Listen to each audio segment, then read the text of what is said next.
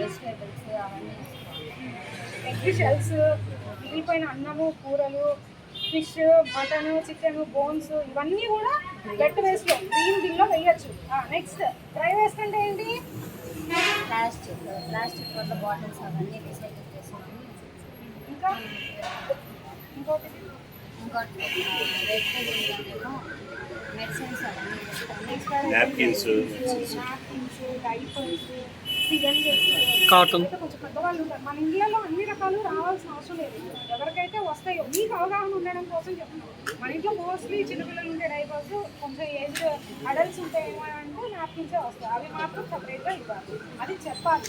అన్నీ కలిపి ఇవ్వకూడదు. కలిపి ఇవ్వడం వల్ల ఏంటి ప్రాబ్లం అనేది మనం పేరెంట్స్కి చెప్పాలి. అప్పుడే వాళ్ళు మారుతారు. అదొక్కటే కాదు, మన ఇంటి చుట్టుపక్కల కూడా నీట్గా పెట్టుకోవాలి. మున్సిపాలిటీ వాళ్ళే వస్తారు చేస్తారని కాదు. ఇంట్లో చెప్పే ఇంట్లో మాత్రమే ఉండాలి. లేదంటే వర్కర్ బండ్లో ఉండాలి. ఇంటి చుట్టుపక్కల మాత్రం ఎవరు ఏమీ వేయకూడదు. మీరు కూడా ర్యాపర్స్ తింటారు, చాక్లెట్ వేపర్స్, టింగోలు, కుర్కురేలు, చక్కగా బిస్కెట్ ప్యాకెట్లు ఎక్కడ వేస్తారు? స్కూల్లో కూడా ఎక్కడంటే అక్కడ వేస్తున్నారు కదా. ఇది వేయకూడదు నాన్న, అది మన మన రెస్పాన్సిబిలిటీ. డస్ట్బిన్ ఎవరు ఎవరు తింటారు బిస్కెట్ ప్యాకెట్?